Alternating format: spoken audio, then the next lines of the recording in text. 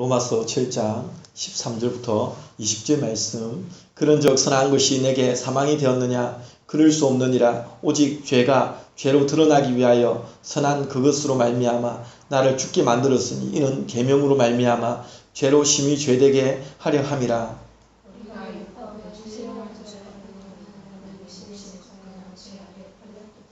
내가 행하는 것을 내가 알지 못하노니 곧 내가 원하는 것은 행하지 아니하고 도리어 미워하는 것을 행함이라.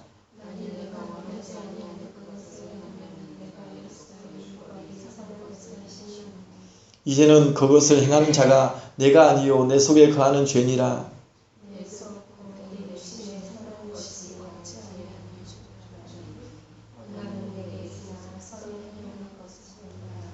내가 원하는 바 선은 행하지 아니하고 도리어 원하지 아니하는 바 악을 행하는도다.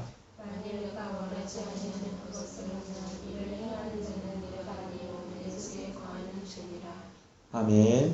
기도하겠습니다. 사랑의 하나님, 주님 감사합니다. 이 시간에도 하나님 말씀을 상고합니다. 주의 말씀이 우리의 마음에 새겨져서 정말 우리의 삶이 바뀌어지고 새로워질 수 있기를 원합니다. 아무리 들어도 우리의 삶이 변화되기가 참 힘들고 하나님 묵은 땅이 더 묵은 땅이 되어져가는 모습들을 봅니다. 이것이 이 시대의 특징이 아닙니까? 하나님 말씀보다 세상을 더 사랑하고 하나님을 의지하는 보다 세상을 더 의지하는 것이 우리의 모습입니다. 하나님 이러한 연약한 모습을 예수 그리스도의 십자가 아래 못 박기를 원합니다. 아버지 하나님, 이 시간에 전한 제 입술과 듣는 식구들 함께 해주시고 들은 만큼 배운 만큼 그렇게 살아갈 수 있도록 인도하여 주옵소서. 주님 감사합니다. 모든 걸 주께 감사드리오며 예수님 이름으로 기도합니다. 아멘. 계속 바울은 로마서에서 죄를 언급하면서 죄는 마치 하나의 파워, 권세처럼 이렇게 생각합니다. 즉 죄를 하나의 큰 세력처럼 느끼는 겁니다. 우리는 죄를 추상적으로 느끼죠. 그러나 바울은 이 죄가 엄청나다. 죄가 너무 무섭다. 이 죄는 거기에 짓눌려 있는 사람들은 거기서 헤어나오지를 못합니다. 율법이 아무리 하나님의 선한 계명이 이렇게 얘기를 해도 거기에서 그 말씀에 순종하고 동의하는 그런 삶이 너무도 힘듭니다. 죄의 영향 아래서 사람들은 계속 살아가고 있습니다. 바울이 로마서를 통해서 죄는 하나의 파워이고 하나의 권세이고 하나의 큰 세력처럼 얘기하는 것은 그만큼 죄의 영향력이 너무 어마어마하다, 크다라는 사실을 말합니다. 우리는 그것을 지켜야 됩니다. 죄의 영향력이 나에게까지도 어떻게 미치고 있는지를 우리는 깨달아 알아가야 됩니다. 아담의 범죄 이후에 모든 인류는 죄의 유전을 따라 자연스럽게 이 죄 아래에, 죄의 영향력 아래에 거하고 살게 되었습니다. 로마서 5장 12절 말씀처럼 한 사람으로 말미암아 죄가 세상에 들어왔습니다. 죄로 말미암아 사망이 들어왔습니다. 이와 같이 모든 사람이 죄를 지었으므로 사망이 모든 사람에게 이르렀다라고 이야기를 하고 있습니다. 모든 사람은 자신이 인정하든 인정하지 않든 어떻게 살아갑니까? 죄의 권세 아래에서 살고 있습니다. 이를 잘 보여주는 도구가 바로 율법입니다. 율법을 통해서 날마다 우리는 무엇을 발견합니까? 죄를 발견합니다. 하나님의 말씀을, 하나님의 법을 도저히 지킬 수 없는 무능력한 나 자신을 깨닫게 됩니다.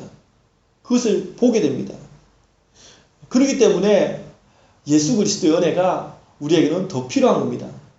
예수 그리스도의 은혜가 아니면 우리는 이 죄에서 벗어날 길이 없고 날마다 죄 아래에 눌려있고 날마다 하나님의 말씀을 어기고 하나님의 말씀을 지킬 수 없는 이 본질적으로 진노의 자녀가 된 이러한 모습으로 살아갈 수밖에 없습니다.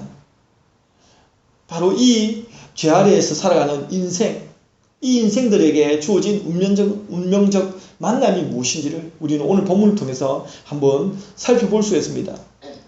죄 아래 살아가는 인생들은 결국에 영원한 사망에 이르게 됩니다. 바울이 이미 언급하였듯이 죄의 삭은 사망이요. 죄의 삭은 사망입니다. 여기서 사망은 단순히 육적 죽음을 의미하는 것이 아니죠. 무엇을 의미합니까? 하나님과의 영적 교제에 단절된 상태, 이것을 우리에게 말하고 있습니다. 그리고 결국 이것이 영원한 생명을 잃게 합니다.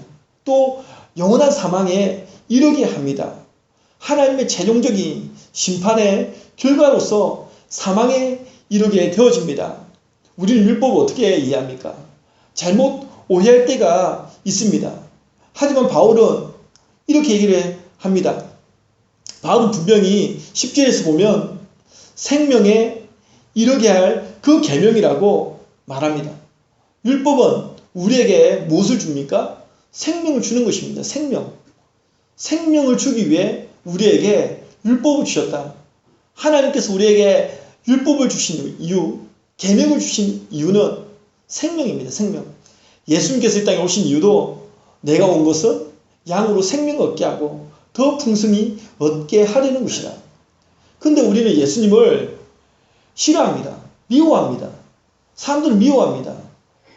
예수님의 그 가치를 잘 이해하지 못합니다. 오해합니다. 왜 예수님께서 이 땅에 오셨는지, 왜 예수님께서 십자가에 달려 돌아가셨는지, 분명히 예수님께서 오신 이유는 우리에게 생명을 얻게 하고 그것도 더 풍성히 얻게 하기 위해서 오셨습니다. 그런데 우리는 오해합니다. 율법에 대해서 나를 강제하고 나를 힘들게 만드는 그 율법, 정말 지긋지긋한 하나님의 계명, 이것에 대해서 우리는 치를 들면서 봐야 됩니다. 나를 힘들게 하는 그 무엇? 이렇게 표현하기도 합니다. 마치 어린 자녀가 부모가 어떤 것을 요구할 때 무작정 힘들게 여기는 그런 것처럼. 하지만 우리가 분명한 것은 정상적인 부모의 요구는, 물론 이 땅에 참 비정상적인 부모들이 많이 있기 때문에 부모 중에서도 비정상적인 부모도 있고, 또 자녀 중에서도 비정상적인 자녀도 있고, 또한 학교 선생님이라도 또 정치인들이라도 비정상적인 사람들이 많이 있기 때문에 그 단서를 붙이는 것이 정상적인 부모의 요구라고 하는 겁니다.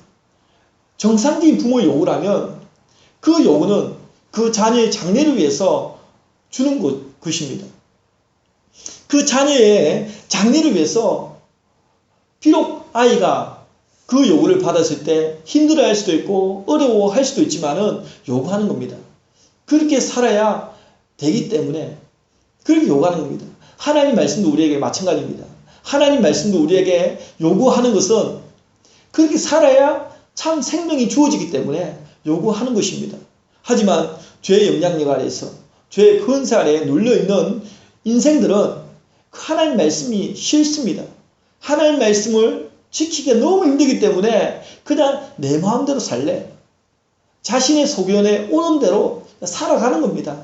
하나님의 법이 없으면 오히려 마음 편하다고 생각하고 그렇게 살아갑니다. 하지만 이것은 결국 영원한 사망에 이르게 한다라고 얘기합니다. 이렇게 하나님의 말씀은 우리에게 생명이 되는데, 이렇게 볼 때 율법이 사망의 원인이 될 수 있는가? 바울은 단호히 얘기합니다. 그럴 수 없느니라. 그럴 수 없다라고 이야기합니다. 그럼 또 바울은 선한 것이 내게 사망이 되었느냐? 여기서 선한 것은 무엇입니까? 바로 율법입니다. 선한 것이 내게 사망이 되었느냐? 내가 죄 아래 있기 때문에, 하나님의 말씀 지킬 능력이 없기 때문에 우리 율법을 탓할 수 있습니까? 괜히 하나님께서 선악과 계명을 주셔가지고, 괜히 하나님께서 우리에게 이 말씀을 주셔가지고 이렇게 할 수 있습니까? 율법은 선한 것입니다. 이것이 내게 선한 것이 내게 사망이 되었느냐? 율법은 참으로 선한 것입니다. 문제의 핵심은 무엇이냐면 거룩하고 의로우며 선한 계명까지도 사람을 속이고 죽이는 도구로 사용하는 죄가 문제다. 죄의 사악성에 대해서 바울은 지금 이렇게 지적합니다. 우리가 바라보아야 될 것은 하나님 계명을 탓하고 하나님 계명을 손가락질할 것이 아니라 죄, 내 안에 거하고 있는 죄, 하나님 말씀을 듣지 못하게 만들고 하나님 말씀 따라 살지 못하게 만드는, 나를 영원한 사망으로 이끄는 그 죄에 대해서 우리는 지긋지긋하게 미워하고 저주하고 살아야 됩니다. 그래서 하나님께로 달려나가야 됩니다. 예수 그리스도 앞으로 달려나가야 하는 것입니다. 그런데 우리는 반대로 살아갑니다. 내가 지금 죄 가운데 빠져가지고 하나님의 말씀을 지키지 못하고 있는데 하나님의 계명을 우리가 탓하면 되겠습니까? 목사가 요구하고 목사 하나님의 말씀 가지고 얘기하는 그것을 가지고 탓하면 되겠습니까? 우리가 죄 아래 있기 때문에 그 말씀 지키지 못하는 그 죄에 대해서 우리가 탓해야 되는데 내가 죄 아래 있다 보니까 그것이 죄인 줄 알지 못하고 자연스럽게 오히려 교회에서 설교를 통해서 하나님의 말씀 전달할 때 그걸 내가 못 지키니까 그것을 가지고 우리가 탓하고 나에게 사망을 가져다주는 지긋지긋한 율법이라고 지긋지긋한 하나님 말씀이라고 우리가 이렇게 단언하면서 살아가는 우리의 모습도 봅니다. 죄는 8절 11절에서도 거듭 얘기하듯이 죄는 기회를 타서 계명으로 말미암아 그러니까 이 죄라고 하는 것은 기회를 엿봅니다. 이 계명을 범할 기회를 항상 엿보고 있습니다. 어떻게 하면 하나님의 말씀을 어기게끔 만들 수 있을까? 사단의 온 관심이 이곳에 집중되어 있습니다. 어떻게 하면 이 계명을 어길까? 이렇게 속이고 계명을 타서 기회를 타서 계속적으로 우리를 죄 아래로 끌고 갑니다. 이것을 우리는 느껴야 됩니다. 죄는 우리를 영원한 사망에 이르게 합니다. 이 영원한 사망에서 우리가 벗어나는 삶이 되기 위해 우리는 예수 그리스도 십자가 아래로 날마다 가까이 나아가야 합니다. 두 번째로는 이 죄 아래에 있는 인생의 운명적 만남은 날마다 인생을 따라 육신을 따라 살아갑니다. 육신을 따라. 선한 것을 넘어서 바울은 14절에 보니까 율법은 신령한 것이라고 얘기합니다. 이런 율법은 겉으로 볼 때는 육적인 것 같습니다. 그냥 외형적으로 행동만 옮기는 그러한 정도의 어떤 육적인 것으로 판단합니다. 실제로 바리새인들은 그렇게 생활했습니다. 마음은 없고 행동만 하는 거. 그냥 모습만 갖추는 겁니다. 모양만 갖추는 겁니다. 우리도 그렇게 살 수 있습니다. 마음은 없고 그냥 행동만 주일 되면 교회 오고 또 우리가 예를 봉사 이러한 행동만 옮길 수 있습니다. 문제는 우리의 마음인데 어쨌든 이 율법은 겉으로 볼 때는 육적인 것 같지만 사실은 신령한 것, 영적인 것이라는 사실을 얘기합니다. 왜냐하면 그 기원, 율법이 주어진 그 기원이 신적 기원을 갖고 있기 때문입니다. 세상에서 온 것이 아닙니다. 모세는 율법을 받은 수여자입니다. 단지 모세는 받았을 뿐입니다. 율법을 받았을 뿐입니다. 하지만 그 율법을 주신 분, 신이 제정하시고 만드신 분이 누굽니까? 하나님이십니다. 그래서 율법은 신령한 것이다라고 이야기를 하고 있습니다. 하지만 이에 반해서 우리의 영혼은 어떤가? 죄로 오염되어 있죠. 신령한 율법을 소화해낼 만한 능력이 우리에게 없는 겁니다. 무엇 때문에? 14절을 보면 육신에 속하여 죄 아래에 팔렸기 때문입니다. 육신에 속하여서 지금도 우리는 육신을 따라 살아갑니다. 얼마나 안타까운지 모릅니다. 육신이 좋아하는 대로 살아갑니다. 육신이 원하는 대로 반응하면 그냥 살아갑니다. 육신에 속하여 죄 아래에 팔려있는 우리의 모습입니다. 원래 신령한 율법을 쫓아 살아야 할 인생이 에덴 동산에서부터 최초의 계명이 선악과를 범해버렸습니다. 그 나무를 본 적 먹음직도 하고 보암직도 하고 지롭게 할 만큼 탐스럽기도 한 나무인지라 눈에 들어오는 것, 항상 좋은 것, 눈에 보이는 것, 늘 눈에 보이는 것이 문제입니다. 눈에 보이는 것을 따라 살아갑니다. 우리가 솔직히 보면 눈에 보이지 않는 것 중에 귀한 것들이 많이 있거든요. 눈에 보이지 않는 것 중에 가치 있는 것들이 많이 있습니다. 그런데 우리의 삶은 눈에 보이는 것, 눈에 뭔가 좋게 보이는 그 순간에 우리는 범죄하기 쉽습니다. 먹음직도 해 보이고 보암직도 해 보이고 지혜롭게 할 만큼 탐스럽기도, 저걸 먹지 않으면 미련해 보이는 거죠. 저걸 내가 취하지 않으면 어떠한 수단을 다 동원해서라도 내가 저것을 취하지 않으면 미련하게 보이는 겁니다. 세상에서는. 그러니까 세상적인 지혜를 올 때 저걸 먹지 않고서는 내가 바보가 되는 거예요. 내가 바보가 돼요. 저걸 내가 먹지 않으면, 내가 저걸 취하지 않으면 내가 바보가 되는 겁니다. 이 세상은 그렇게 만들고 있습니다. 바보 같은 인간. 이 좋은 날씨에 좀 여유를 가지면서 세상에 좀 놀고 누리고 즐기면 되는데 그렇게 살지 않고 오직 교회에 모여가지고 예배 드리면서 또 정말 예수 그리스도에 미쳐가지고 봉사하고 섬기고 이러한 사람들이 세상적으로 볼 때는 미련해 보이지 않겠습니까? 그러한 모습들로 보이는 겁니다. 이렇게 하나님께서 우리에게 신령한 율법을 계명을 지키라고 하셨는데 그것을 선악과 계명을 범해버린 겁니다. 이렇게 육을 쫓아 사는 인생으로 전락해 버렸습니다. 예수님을 알지 못한 인생은 여전히 뭐가 전부입니까? 육신이 전부입니다. 육이 전부입니다. 천국에 대한 소망이 없고 영적인 것에 대한 관심이 없기 때문에 모두가 다 그냥 눈에 보이는 것, 육적인 것이 전부입니다. 그럼 예수님을 영접한 사람은 좀 다릅니까? 별반 차이가 그렇게 안 느껴집니다. 굳이 차이점이 있다면 그래도 예수님 진짜 영접한 사람이라면 마음이 다릅니다. 마음이 다릅니다. 하지만 이 역시도 마음은 마음뿐입니다. 하나님의 계명을 쫓아야 하는데 하나님 계명을 따라가야 하는데 하지만 삶이 그렇게 됩니까? 15절 말씀에 내가 행하는 것은 내가 알지 못하노니 곧 내가 원하는 것은 행하지 아니하고 도리어 미워하는 것을 행함이라. 그러니까 그래도 예수님을 영접한 사람은 내 안에 예수님이 계신 분들은 그래도 하나님 뜻을 살아야 되는데 하면서 그런 아쉬운 마음이라도 갖습니다. 하지만 그것은 마음뿐. 삶은 또 그렇게 되지 않습니다. 또 세상에 나가서 우리가 살다 보면 또 세상적으로 살아갑니다. 하나님의 뜻을 쫓아 살기보다는 육적인 것을 쫓아 살아갑니다. 그러한 삶이 반복되어져 갑니다. 이것이 죄 아래에서 살아가는 인생의 운명적 만남입니다. 날마다 육신을 따라 살아가는 그러한 삶. 이처럼 죄는 끊임없이 하나님의 계명을 범할 기회를 엿보고 육신을 따라 살도록 계속 속입니다. 계속 유혹합니다. 그래서 이 육신에 우리가 날마다 지는 거죠. 지는 겁니다. 지면 그렇게 살아갑니다. 이에 대한 우리의 반응은 어떻게 해야 됩니까? 바울은 이렇게 고백합니다. 바울도 자신의 아주 배부를 감찰합니다.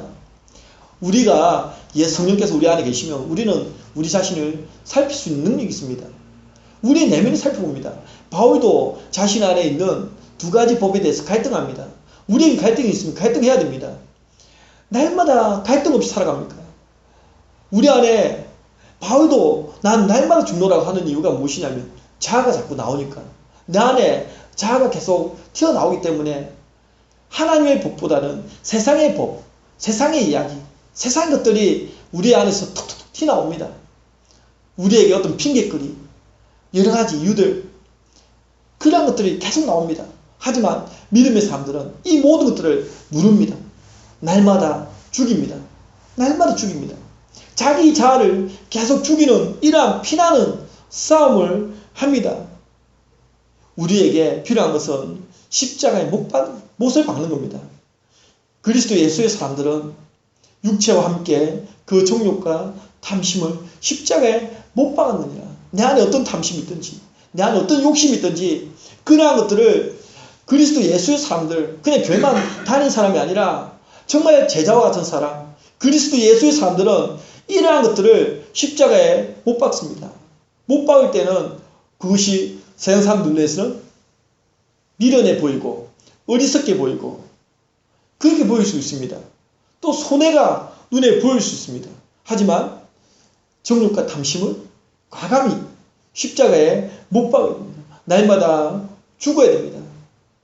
날마다 육신을 따라 살아가는 삶이 제 아래 살아가는 인생의 운명적 만남이라고 하지만 우리에게는 예수 그리스도 십자가의 은혜가 있기 때문에 거기에 우리가 날마다 나아가야 합니다. 세 번째로는 죄가 주장하는 삶을 살아갑니다. 죄 아래에서 살아가는 인생들의 운명적 만남은 죄가 주장하는 삶을 살아갑니다. 죄가 주장합니다. 우리가 예수님께서 우리 안에서 주장하시도록 해야 되는데 우리는 예수님을 생각도 안 합니다. 그러다 보니 죄가 우리를 주장합니다. 최소한 예수님을 구주로 영접한 사람이라면 분명 마음속에서 만큼은 하나님의 뜻을 따라 살고 싶어 합니다. 이것이 성령으로 거듭난 사람의 특징입니다. 우리가 예수를 믿었다고 성인구자처럼 완전히 바뀌어져 있습니까? 그렇지 않습니다. 예수 믿는데 너 왜 그래? 이런 말 들을 수 있습니다. 하지만 그 마음의 성량은 바뀐다는 겁니다. 성령께서 우리 안에 계시기 때문에 우리 점검해 볼 수 있습니다. 나의 마음의 성량은 무엇이냐? 나의 마음의 성량은 세상에서 내가 그냥 세상의 것을 누리며 즐겁게 살면서 그것이 기쁘든가 슬프든가 아니면 우리의 기쁨이 어느 때 가장 있든가 세상에서 내가 즐길 때 기쁘든가 아니면 내가 하나님 나라를 위해서 내가 그 안에서 열매를 볼 때 기쁘든가 성향이 바뀝니다. 세상 중심의 어떤 마음에서 하나님 중심의 그런 마음으로 바뀌는 겁니다. 이렇게 참 성도의 마음은 선한 것을 원합니다. 본문은 계속적으로 언급하듯이 선한 것, 하나님의 계명은 선하다. 하나님의 율법은 선하다. 하나님 말씀은 선하다. 이렇게 말씀합니다. 그런데 문제는 율법은 어려운 기준만 제시할 뿐 그것을 지킬 만한 능력은 제공하지 않습니다. 하나님께서 우리에게 율법을 주셨는데 그 율법은 분명히 어려운 기준입니다. 그 기준을 보면서 내가 죄라는 것을 깨닫게 되고 압니다. 하지만 어려운 기준은 제시하지만 우리가 그렇게 살아갈 수 있는 능력까지는 그 안에 있지 않다. 하지만 바울은 이렇게 말합니다. 때문에 바울의 고백처럼 이렇게 얘기합니다. 19절에 보면 내가 원하는 바 선은 행하지 아니하고 도리어 원하지 아니하는 바 악을 행하게 된다고 얘기합니다. 참 이것이 딜레마입니다. 내 마음은 이걸 원하지만 내 안에 예수 그리스도를 믿는다고 하는 그런 마음이 있지만 그것이 있지만은 그럼에도 불구하고 우리는 그렇게 살지 못하는 이러한 딜레마에 우리는 빠져 있습니다. 하지만 바울은 이렇게 말합니다. 17절 20절에 보면 내가 아니요 내 속에 거하는 죄니라. 그러니까 우리가 예수를 믿고도 악을 선택하여 갈 수도 있고 넘어질 수도 있고 하지만 그러나 그렇게 행하는 것은 악을 행하는 것은 하나님 뜻에서 위배되는 일을 행하는 것은 내가 아니요 내 속에 거하는 죄니라 이렇게 얘기합니다. 나와 죄를 분리시킵니다. 비록 죄가 내 안에 있다 하더라도 그것은 내가 아니다 이렇게 얘기를 하는 거죠. 어떻게 보면 마치 책임을 회피하는 것처럼 보입니다. 하지만 이것은 책임을 회피하는 말이 아니라 여전히 우리 안에는 죄의 본성이 있다는 겁니다. 예수님을 믿어도 우리 안에 타락한 인간의 본성이 남아있고 죄의 성향이 그대로 있음을 이야기를 하고 있는 거죠. 그것을 고백하는 겁니다. 바울은 그것을 알고 있습니다. 우리 안에 여전히 남아있는 이 죄의 문제, 죄의 성향들. 그러나 예수님께서 십자가에 못 박혀 돌아가심으로 원죄가 우리 안에 사라졌습니다. 아담으로부터 내려왔던 그 죄의 유전, 그 원죄는 사라졌습니다. 하지만 그 죄의 본성이 여전히 우리에게 남아있어서 우리를 괴롭힙니다. 죄는 여전히 살아서 강하게 자신의 위치를 주장합니다. 우리 안에서 나 자신의 죄의 위치를 주장하죠. 그리고 육신을 통해서 인생들을 노예처럼 죄 아래로 끌고 갑니다. 참으로 비극적인 현실입니다. 이러한 우리의 영적 도회를 통해서 바울은 로마서를 통해서 아주 깊은 우리의 내면을 들추어내어 줍니다. 아주 깊은 통찰력을 가지고 우리의 마음속에 있는 두 가지 법에 대해서 보여주겠습니다. 예수님 믿었다고 우리 안에 죄의 문제가 완전히 해결됐냐? 하나님의 심판에서 쓰는 징이라는 은혜를 누렸기 때문에 나의 삶의 연약한 부분들 때문에 구원받지 못하고 그것은 아닙니다. 우리의 행위로 구원받는 거 아닙니다. 믿음으로 구원받습니다. 그렇기 때문에 은혜입니다. 예수님의 십자가의 은혜가 우리에게 필요한 이유가 또 여기에 있습니다. 우리의 연약함을 가지고 우리가 예수님의 십자가 아래로 나아가야 됩니다. 때로 우리의 이 연약함 때문에 좌절하기도 합니다. 죄의 영향력은 너무도 무섭고 한 사람 죄로 인하여서 온 인류가 죄 아래에 놓이게 되었기 때문에 참으로 이 비참한 현실에서 벗어날 수가 없습니다. 율법은 이러한 비참한 현실을 잘 보여줍니다. 하나님의 계명, 율법은 분명 선한 것이지만 그 율법을 지킬 만한 능력이 나에게는 없고 너무 힘이 들고 그리고 그 속에서 우리는 좌절을 느끼고 근데 신앙이 없는 사람은 그런 것에 대해서 관심이 없기 때문에 좌절도 안 느낍니다. 근데 하나님 앞에 믿음을 가지고 나아가려고 하는 사람은 좌절을 느껴요. 좌절을 느낍니다. 좀 하나님 앞에 내가 이렇게 좀 바르게 살고 싶은데 안 되는 겁니다. 그것 때문에 괴롭고 고민을 합니다. 세상 사람들은 세상에서 돈을 좀 못 벌고 또 세상에 좀 약간 일이 꼬이면 힘들어하고 막 좌절을 하죠. 하지만 우리에게 힘든 것은 그게 힘든 게 아닙니다. 하나님 앞에서 우리가 좀 이렇게 바르게 나아가고 좀 바르게 살아가야 되는데 그렇게 안 되는 내 자신을 보면서 실망하게 되고 좌절을 하게 됩니다. 죄 아래 살아가는 인생의 운명적 만남은 결국 영원한 사망에 이르게 되는 것이고 날마다 육신을 따라 살아가게 되고 죄의 주장 안에서 날마다 굴복하는 삶을 살아가게 됩니다. 이 어두운 터널에서 우리는 복음의 빛 앞으로 나아가야 됩니다. 예수 그리스도 십자가 안에서 나아가야 됩니다. 그 앞으로 나아가야 됩니다. 우리의 성령으로 충만하면 그 모든 것도 이길 힘이 생기는데 에너지가 있는데 우리가 너무 세상에 지쳐 있습니다. 하나님 은혜가 우리 안에서 고갈이 되어집니다. 하나님 앞으로 나아가서 우리가 십자가 앞으로 나아감으로 성령으로 충만해야 세상의 유혹들 그런 것 다 이겨냅니다. 또 사명을 감당할 만한 힘이 생깁니다. 우리의 영혼이 지치지 않도록 우리의 영혼을 세상 가운데서 가꾸지 아니하고 혹사시키고 우리의 영혼이 병들어 있는지도 모르고 그냥 무관심적으로 살아갑니다. 그러다 보니 우리는 더욱더 우리의 영혼이 피폐해져 갑니다. 우리에게 필요한 것은 예수 그리스도의 십자가의 은혜입니다. 저와 여러분이 이 죄 아래에 살아가는 인생의 모습들을 잘 로마서를 통해서 살펴보시면서 우리가 예수 그리스도의 십자가가 왜 우리에게 그렇게 중요하고 귀하고 가치가 있고 세상의 어떤 것과도 바꿀 수 없는 문제인지를 우리가 깨달아지길 원합니다. 저와 여러분에게 이 십자가의 은혜로 말미암아 영원한 사망이 아닌 영원한 생명이 이르게 될 것이고 또한 날마다 육신을 따라 살아가던 우리의 삶이 이제는 영적인 것에 관심을 갖고 살아가게 되어집니다. 이제는 더 이상 죄가 나를 주장하지 못합니다. 예수 그리스도께서 나 안에서 이 통치, 하나님 나라가 통치되어지는 그 기쁨을 저와 여러분이 누리게 되어집니다. 우리 모두에게 이와 같은 은혜가 있기를 원하고 죄와 싸워서 좀 승리하고 세상에 그런 것들과 싸워 주의를 지키고 예배 자리를 사모하고 말씀을 사모하고 하나님 앞으로 나오는 저와 여러분 될 수 있기를 주의 이름으로 축원드립니다. 기도하겠습니다. 사랑의 하나님 주님 감사합니다. 아버지 하나님 참으로 우리의 삶이 하나님 은혜 가운데서 날마다 새로워지고 변화되어지는 그런 역사가 있기를 원합니다. 아버지 하나님 십자가의 은혜 속에서 세상의 죄를 능히 이기기를 원합니다. 우리 안에 주신 사명도 하나님 감당할 만한 힘이 에너지가 우리에게 없습니다. 성령 충만함이 필요합니다. 아버지 하나님 초대교회 때 성령 충만했던 그 모든 하나님의 사람들 그들이 어떻게 하나님 앞에 열심히 사역하고 열심히 주를 섬겼는지를 우리는 잘 압니다. 하나님 그러한 삶이 우리에게도 충만함으로 역사되어지기를 원합니다.